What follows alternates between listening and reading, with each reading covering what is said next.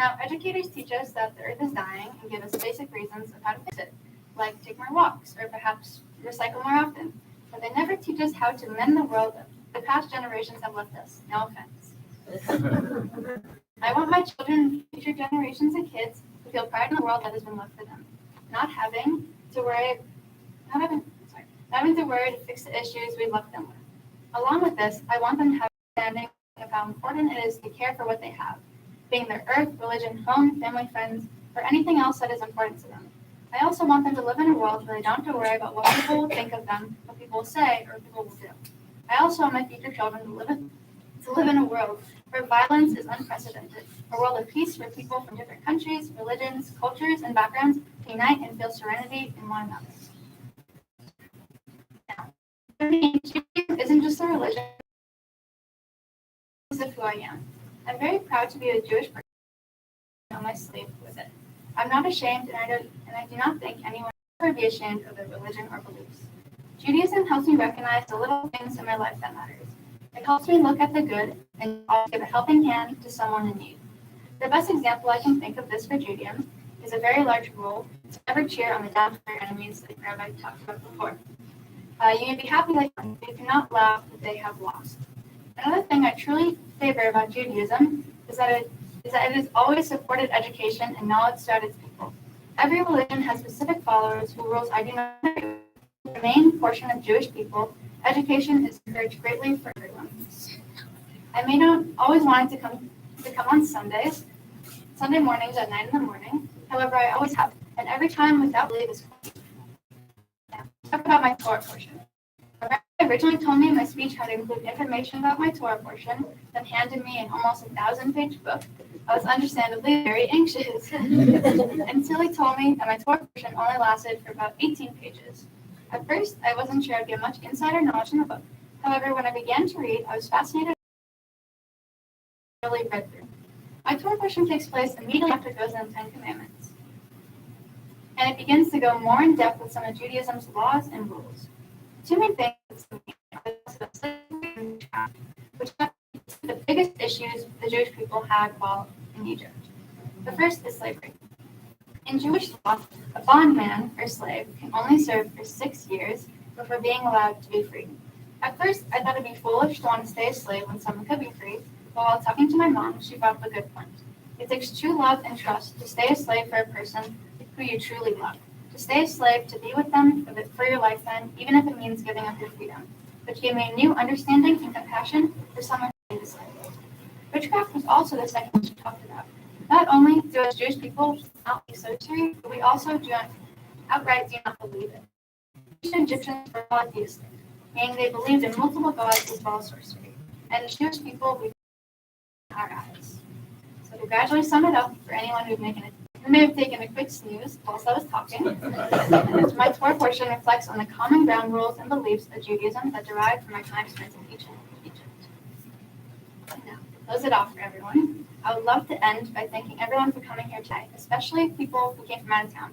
My cousins Emma and not anymore Joe, and my uncle Greg who came from Minnesota, my aunt Jody who moved from Australia over Zoom. Sorry they have to watch the service up.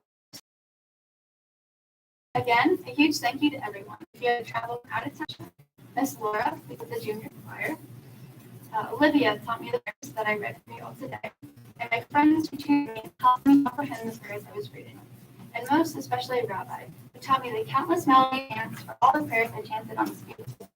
Thank you so much, Rabbi, for pursuing my Jewish studies by offering words of wisdom, historic tests, engaging talks, and so much more I cannot. And that's all my friends. Whether I see you every day or every 2 months, whether as a baby or only a year, I want you to know that I appreciate the support and friendship you offer me and that I care for you and your kindness more than you probably know. For my school friends, whenever I shared my anxiety about my bar mitzvah, you're always there to offer a hug or words of support. My school day is much more bearable. Then to my outside of school friends and family friends, even though I don't see you every day, you should know that I care, that you're still a part of my life, and that your friendship will always hold a great meaning to me. Now to my Hebrew school friends.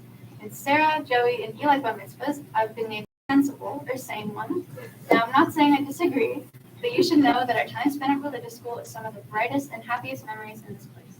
And to the twins, thank you for your bright personalities and fun, and I wish you all the best for your bar and bat mitzvahs. Anyone with a bar and bat mitzvah coming up. It seems scary, and I won't lie to you, it is, but it's going to be one of the best things you do in religious life and childhood in general. And I want to mainly thank my parents for everything they've done for me. Every Sunday for the past 4 years, they've driven me to and from Sunday school. They've always encouraged my Jewish education and have motivated me to work hard in my studies. I also recognize my mom. She's worked her way up the ranks, becoming a part of the temple board and ahead of the translation in her American terminology. And to my dad for schooling, and I now hope that I'm a mitzvah, and I hope you're impressed by my dedication and work. Again, so much everyone who's part of my life and everyone who supported me throughout my Jewish education. Thank you.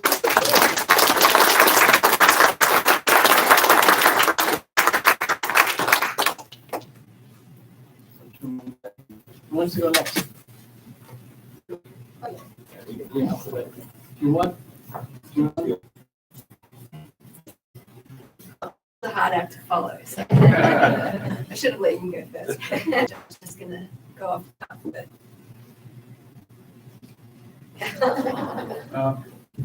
Sorry. So Sophia's worked so hard preparing for this day. Special thanks to Rabbi Robin and all the teachers, and David for being here to talk about her. So as I listened to Sophia practicing her prayers last night, I thought, how did a Australian Catholic end up with a daughter who's going to be doing a bar mitzvah? So people say often to me, how did you end up in the States? And I always say, well, my husband's American, he dragged me here kicking and screaming, which isn't quite true, but there's a little bit of truth to it. But anyway, I never thought I would be married to Jewish. I didn't know any Jewish people until my 20s, except for my mom's boss, who was a Jewish Catholic person. I guess because there weren't enough Jews where he lived. But I'm very proud of Sophia, and she's taught me a lot. Sophia actually means wisdom, which if you know Sophia, it's a pretty perfect name for her. She's very wise. Even from a baby, she just always looked like she knew what was going on. She never had that blank face. Barbara, my mother-in-law, would often say she's been here before, which is very true. She's an easy baby. She was a fun mother. I think when she was about 3, Greg, my brother-in-law, her uncle finally heard her cry. He said, I don't think I've ever heard her cry before. She was just a very happy kid, and she's going to be a happy adult parent as well. Sophia traveled a lot with us. She went to Australia 3 times before she was 2 years old. She's a very good traveler. She's a good companion. Mark travels a lot, so she'll always, be with me, and we're like a little good duo. But she's very calm. She is very wise. She's such an easy kid, and I don't know how we got so lucky. The only time she ever had a tantrum as a toddler was once in the 99-cent store when I wouldn't let her buy fairy wings for her cousin Jack. So Jack, I'm sorry you didn't get the fairy wings. But anyway, as a family, we always celebrated the Jewish holidays, Passover, Hanukkah, and such. But it wasn't until Sophia was in about 3rd grade we decided to become a member of the Jewish community, and welcome her to our home. And as Sophia said, I'm working my way to the top there. But anyway, Sophia's grown into a wonderful young lady, and she needs to stop growing, but she's already taller than that. She's very dedicated to her academic, both religious academic and her regular school. As she said, I don't really speak American, so she teases me about saying aluminium and macrame, apparently, and macrame. But anyway, Sophia, we are just so proud of you, and Ash and Winston, our cats, are proud of us as well. And then I would really be lost without Sophia. She's truly a blessing. So with that, I love you. Yeah. Here.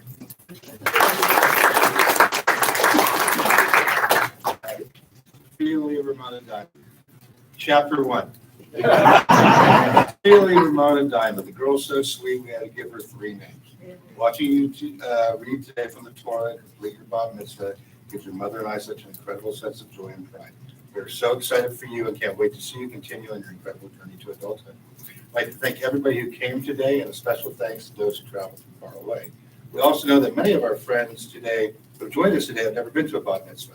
So, even though Rabbi covered a lot of this before, I thought I would spend a little time explaining what a bat mitzvah is, why we do it, and what we're celebrating. Basically, you listen to a young person read in a foreign language for an hour, and then you're rewarded with food and drink. It's very simple. You can think of it as a Hebrew communion or a Jewish quinceanera. But I joke. It's a coming of age celebration. And actually, in Webster's dictionary, they define it as a celebration recognizing a Jewish girl's religious maturity. But really, it's so much more. For a bat mitzvah is the beginning of the child's overall spiritual maturity. Until the child is around the age of 13, they're rather unaware of their spiritual selves. But after 13, the child, now a very young adult, can begin to form their own morals, their values, and their spiritual beliefs. They start to envision their future path, and by the way that you embraced your Hebrew school training, we're so serious about your bat mitzvah responsibilities, we know that Judaism will always be an integral part of your spiritual journey. But really, for Sofia, her spiritual journey began a long time ago. Everyone always says since the day you were born that you were an old soul. When other babies were drooling, waiting to be changed, you were always alert, watching, taking everything in around you. You were eating sushi when the other kids were still crying for more mac and cheese. We never really went through the terrible 2s, the treacherous 3s, the FU 4s. Always good. Like we said, you're a good kid. You know? I don't remember you really seriously crying perhaps times when you were little. As for you, it was a pointless distraction. There was too much to learn, too much to see, too much to do. When most kids were still watching Dora the Explorer and Elmo, you were watching Jaws, Alien and Predator. That's probably mostly my fault. The point is that you were always aware and mature beyond your years. Speaking of Predator, in that film, the character said, "I don't have time to bleed." Well, you didn't have time to cry. And like you said, it was probably around age 6, your Uncle Greg commented that he couldn't ever remember hearing you cry. He just never really broke down and cried about stuff. On morning play dates, other kids start getting cranky, go home for their 3-hour midday naps. You would ask to go to the zoo or go to a movie. A nap would have been nice, actually. Probably could have been a great American novel or found a cure for cancer at that time, but I digress. But you never slept. You never napped. A few times you did nap, when you woke up, it would be so horrible. For 2 years, you have to have a kid. The only few times you napped, we finally gave up. Because then you just be cranky for like 8 hours. As a child growing up in Highland Park, California, there wasn't really a lot of other Jewish kids in your school. And every December, you were bombarded with images of Santa. You hated Santa. Okay, it had nothing to do with Christianity, because during that time, you hated people with beards. You were terrified of people with beards. Your cousin parents, who was a rabbi, wanted so much to hold her as a baby, she wouldn't go near him. She wouldn't go near for his beard. You really didn't like Santa. And then one time you finally just explained to me that you were just very uncomfortable with the idea that this bearded stranger could just enter our house at will. And one day you realized and explained that our old house didn't have a fireplace or a chimney, so Santa couldn't get in anyways. This seemed to put you at ease. Our new house has a fireplace and a chimney, but you seem at peace with it now. Once in elementary school, you asked your teacher if I could come in and read a Hanukkah story to your class around the holiday season. Your friends loved it, and I still remember 2 of your classmates commenting to me a few weeks later about how much they enjoyed the story about the brave macaronis. Even then, you were acting as an ambassador for Judaism. And this spirit of sharing and giving back continues with you today. Now, instead of just sitting in class and learning, you're able to teach those who are younger than you. I love the way you enjoy mentoring the younger kids and the way you're always wanting to help those around you. And today, you get to show everyone that hard work truly pays off as you stand here before your friends and family. You've learned how to read a whole new language and an alphabet. This is an amazing accomplishment. I'm so proud of everything you've accomplished and everything you'll continue to accomplish in the future. Your mother and I love you the way you've embraced, your mother and I love the way you've embraced your Jewish heritage and identity. Today is not the ending, but a beginning. The beauty of the bat mitzvah is that although it's the ending of one part of your life being a child, it also marks the beginning of the next chapter, learning how to be a true quality adult human being. You're celebrating your coming of age today, and we couldn't be prouder. I've always felt so proud and lucky to have you as my daughter. Yeah, you truly give my life meaning. You look very nice. Right. Thank you.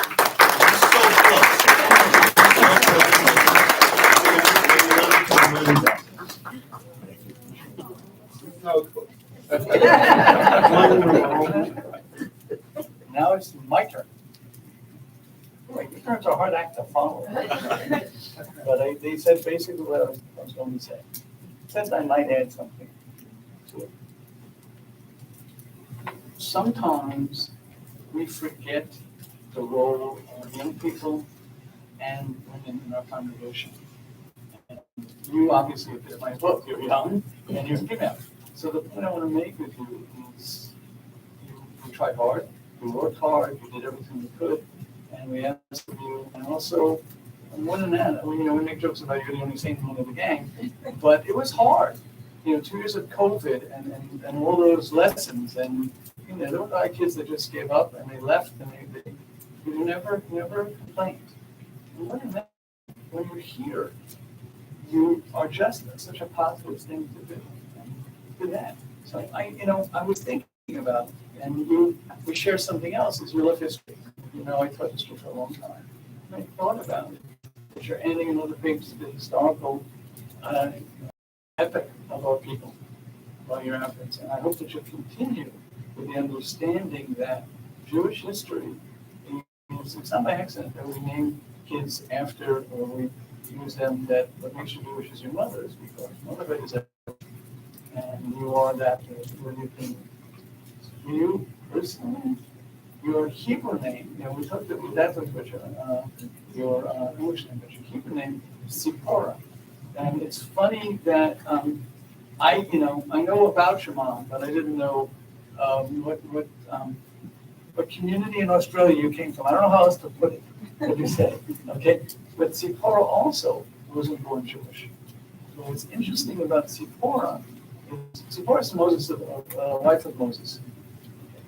So what happened from time to time, ethnocentric. Okay? How come she wasn't Jewish? What happened? Other people they talk about in the Bible, they were. It's important they never do. Before they said she earned her right to be one of us, because while Moses was out being a public figure and out taking care of the people and rescuing us from slavery, he left Zipporah with the boys. And we're supposed to, one of the earliest commandments, amongst our people is to do circumcision. And if you're under 13, ask your parents what circumcision is. Anyway, she took care of it. Moses was too busy with the public affairs to take care of business. So it's important.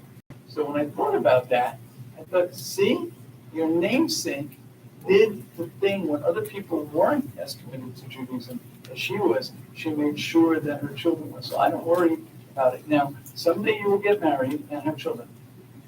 2 years after your PhD. Is that clear? Okay, we're not messing around with that. I'm not, but seriously, but that was the point. So I think about you. You're the same thing. You make commitments. You put it as deep, and you take care of business. Not that there aren't people. But once again, it was that important to her that she took care of business. And I say the same thing. You did. We studied hard. We worked together. We did all these things supposed to do it. And as I said, I'm with your parents. I can't remember you complaining about the program. Except, no, here's what I'm going to do. I made my commitment and I will do it. So for that, I say thank you very, very much. So because of all the things you did for all of us, I think you deserve a couple of presents. What do you think? Okay, so I'm going to call upon the temple president, Ira Goldstein, with the first president. Oh, Eileen's going to go first? No, I'm going to bring her with me. Oh, okay, good. So Eileen, It's easy. temple treasurer, Eileen Martin, and Ira Goldstein, our temple president, they're going to come together.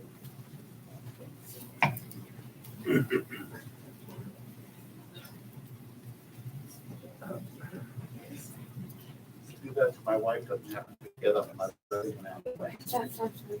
Before we get to this part. Where is it?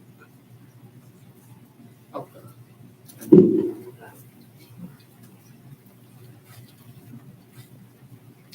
Let me just ask, how many of you are here at Temple Beth Emmett for the very first time? Welcome. Welcome to Temple Beth Emmett of Burbank. We're proud to have you with us. Our temple was established in 1958, which means next year it gets to go on Medicare. Walt Disney Studios is right down the street. Universal, Burbank Studios, NBC Universal. We're surrounded by media companies. We are the media city. And yet here at Temple Beth Emmett, we've been moving around microphones and stringing enough cable that it looks like we're building a suspension bridge. So thank you for bearing with us. Next board meeting, let's talk about getting some new cables, maybe a microphone too. Sophia, you did a magnificent job today. Usually I make a joke that there was something wrong with the video feed, you have to do it all over again, but I'm not going to do that because it's already almost 4:30. But we do have a couple things to send you along your way. But first, I want to give a thank you. A wonderful man who used to be a vice president here said, anyone who brings a child to Temple Beth Emmett has made a major donation to the temple. You did a great job of thanking everybody. So I want to add my thanks to your parents, your family, your teachers, your friends, because as we know, you don't get here all by yourself. It takes the shuttle. Now, Rabbi, you give the certificate yet? Nope. Rabbi is going to give you your certificate of bat mitzvah, which we refer to as your Jewish driver's license, with all rights and responsibilities pertinent there too. But we wouldn't let you operate a car without an instruction book. And so we are giving you today a Tanakh, and Rabbi explained what that is, the Hebrew Bible. And like you say, it's about 1,000 pages. And there's a lot of good stuff in here, there's a lot of scary stuff in here, a lot of stuff in here that if you haven't reached adulthood, you shouldn't be reading. But one night, if you're ever having trouble falling asleep, I recommend the Book of Numbers. Thank you so much. You make us proud, and you make your family proud, and everybody here proud of what you did and what you're going to do. And thank you very much, and model them.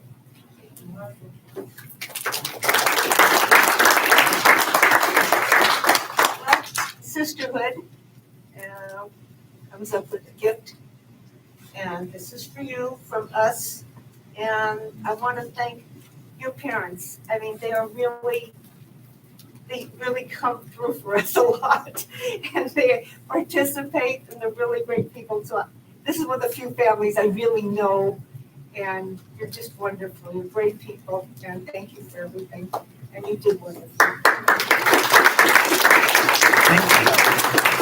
Why don't you give that to Mom? Yeah. And come back. Okay. This is the certificate that Ira was talking about. This is your certificate of being a bat mitzvah. It is important. It says the date. It says the year, obviously. Your Hebrew name is there and your English name. But more importantly, the meaning of this certificate is you now can be tried as an adult in a Jewish court. Good luck. So I need you to stand over here for a minute. Ladies and gentlemen, now is the time.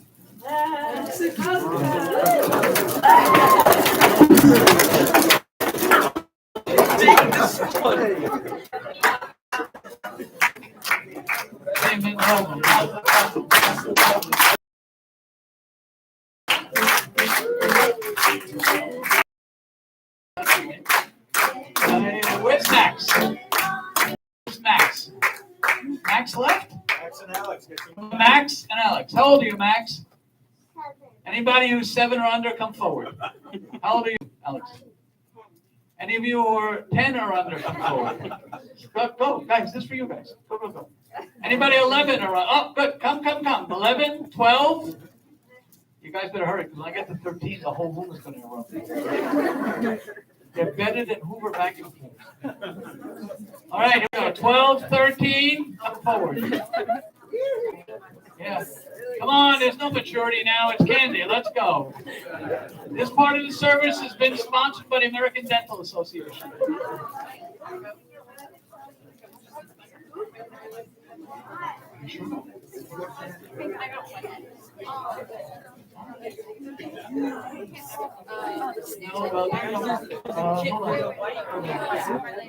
Not even in this.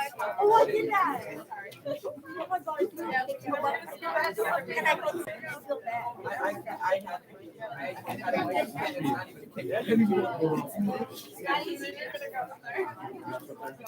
I think. You gotta go. Sorry, Olivia. Okay. We're invaded. Ladies and gentlemen. Who's again, Sophia? You want to stay up here for service of conclusion? Or you want to see mom and dad? You certainly are. Would you all please rise? Turn to page